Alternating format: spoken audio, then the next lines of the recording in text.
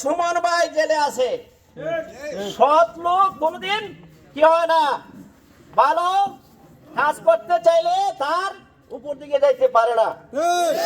ওইখানে আমি স্লোগান দিয়েছিলাম, পরের দিন আমার বড় ভাই বলছিল যে আমরা মোমবাতিতে ভোট দিব, তারপরের দিন ওই আমাদের বিরুদ্ধে মামলা হয়ে গেছে।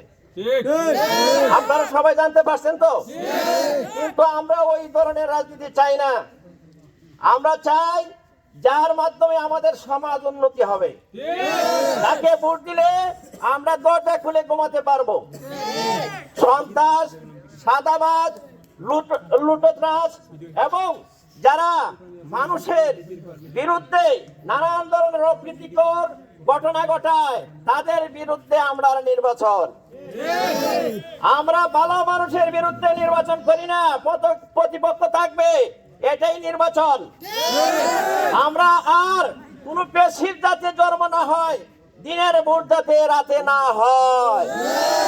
আমরা এমন একজন ব্যক্তি পেয়েছি, আপনারা জানেন উনি সদা সর্বদাই মানবতার কথা বলে।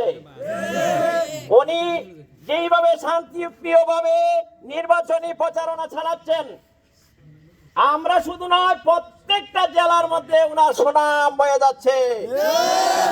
আল্লামা তাহির হুজুর কোন মানুষকে এখন পর্যন্ত কোন কটাক্ষ করে কথা বলেন নাই, কিন্তু অনেক মানুষ আজও পথে ঘাটে অনেক ধরনের কটাক্ষ করে কথা শুনতে হয় ওনার পক্ষে। আমরা কাজ করার যেভাবে আমরা নির্বাচনী প্রচারণা, আমি ছিলাম গতদিন সমস্ত ওয়ার্ডে আমি লিফলেট বিতরণ করতে যাই, অনেক কথার সম্মুখীন হয়েছি। আমি বলছি, আমার হুজুর আমাকে বলছে, বাবা তুমি কি করবা, কেউ যদি গালি দেয় তুমি তাকে গালি দিবা না। আপনারা পাইছেননি ফেসবুকে? আমরা তাকে গালি দিব না, আমরা তাকে ভালোবাসা দিয়ে আমরা তাকে বুঝাবো। তো আল্লাহ পাক যদি দয়া করে, আমরা এখানে দাঁড়িয়ে কথা বলতেছি, বলা যায় না কার মৃত্যু কোন দিন হয়ে যায়। দিঘির পাড়, চাঁদপুর, কুটানিয়ার মানুষকে আমি অনুরোধ করে বলে যাই, উনি এই যে প্রতীকটা নিয়ে আসেন, এটা হচ্ছে শান্তির প্রতীক। এটা জ্বালাই দিলে আগুন আপনাকে আলো দেয়, এটা যদি বন্ধ হয়ে যায় আপনি আবারও অন্ধকার জগতে পড়ে যাবেন। ওই সময় আফসোস করবেন যে আমরা একজন ভালো লোক হারিয়েছি। আপনারা জানেন আমাদের সুমন ভাই জেলে আছে, সৎ লোক কোনদিন কি হয় না, ভালো কাজ করতে চাইলে তার উপর দিকে যাইতে পারে না। আমরা চাই আমার হুজুরকে আপনারা দয়া করে আগামী 5টি বছরের জন্য আল্লাহর ওয়াস্তে মোমবাতি মার্কা জয়যুক্ত করুন। আর যদি অনেক দিন গুজারে গেছে, বাংলাদেশ স্বাধীন হয়েছে, কিন্তু আমরা উন্নয়নের ছোঁয়া লাগে নাই, এখনো আমরা গামছা ফাইন্দা আমাদের এলাকা ওই 1 কিলোমিটার পশ্চিম দিকে ব্রিজ হচ্ছে, আরো 2টা ব্রিজের প্রয়োজন, ঠিক না? আমরা এখনো কোনো গাড়ি নিয়ে আমরা হাল চাষ করতে পারি না, আমাদের ওই পারে গাড়ি যায় না নদীর ভাঙ্গনের কারণে।